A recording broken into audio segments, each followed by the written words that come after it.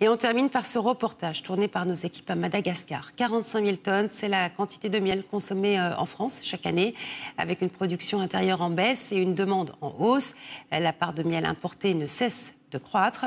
Le problème, ils sont souvent chargés en pesticides ou métaux lourds. Face à ce constat, un entrepreneur belge installé à Madagascar a décidé de relancer la filière du miel tout en préservant l'environnement. Un sujet signé Sarah Teto et Anna Bélissens. Sur la côte est de Madagascar, la récolte du miel de Niaouli s'étend sur un mois.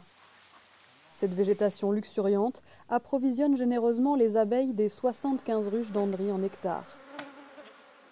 Avec ces 75 ruches, je fais tout, les miels de Niaouli, miel d'eucalyptus après ça, et miel de litchi, miel de Mukaranana. Ce ne sont pas les espèces mellifères qui manquent dans la région de Manakar.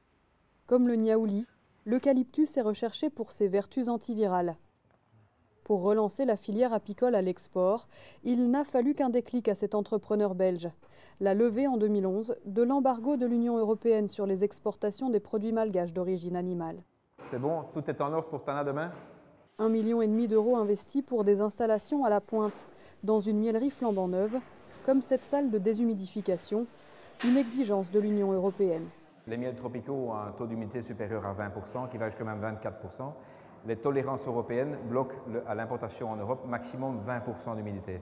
Pour faciliter la récolte d'une centaine de tonnes de miel à l'année, l'entreprise a également investi dans ses camions extracteurs de véritables mieleries mobiles, capables de rejoindre 1500 apiculteurs en brousse, jusque dans les ruchers les plus reculés. La demande française, par exemple, est de 45 000 tonnes par an, et en France, on produit à peu près entre 7 et 10 000 tonnes annuelles. Donc il y a un manque de miel, donc il y a un besoin d'importation de miel. Et actuellement, le premier vendeur de miel en France est un fournisseur chinois. À l'heure où de plus en plus d'études révèlent la présence de traces de pesticides et de métaux lourds dans les miels européens et asiatiques, le miel malgache, récolté dans ces régions vierges de toute pollution, conquiert de nouveaux marchés. Suite à la renaissance de cette filière à l'export, une autre entreprise apicole s'est lancée à la conquête de la demande européenne.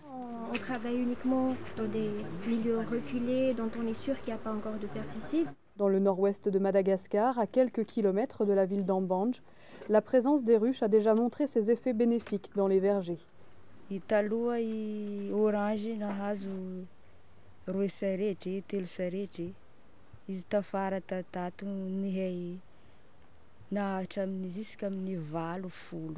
L'apiculture va apporter un revenu complémentaire pour les apiculteurs, mais nous on espère dans les années à venir que ce soit la source de revenus primaires. Les ruchers se situent à proximité des mangroves. Sur la zone d'Ambanj, nous travaillons avec nos partenaires qui sont Blue Ventures et Helvetas. 2 ONG pour combiner pratiques apicoles et conservation de ce milieu tout aussi précieux qu'en danger. Ces espèces de palétuviers sont butinées par les abeilles, mais elles sont aussi la cible des braconniers qui coupent le bois pour le revendre sous forme de charbon. Donc on perd presque 5% en fait, tous les ans de la forêt de mangrove ici dans le district d'Ambanj. C'est en 2016 qu'on a identifié l'apiculture comme une activité complémentaire de revenus et on a vraiment ciblé des personnes qui étaient impliquées dans le secteur de la production de charbon de mangrove.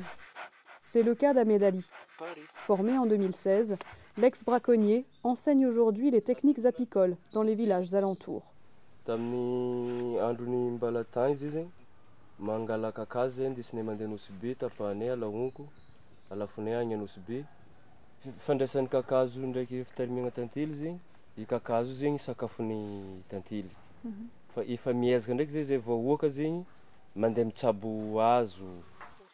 Un peu plus de 3 € par litre de miel, les revenus de l'apiculture pour ce marché à l'export peuvent largement rivaliser avec ceux du charbonnage et convaincre à la reconversion dans les zones rurales de la Grande Île.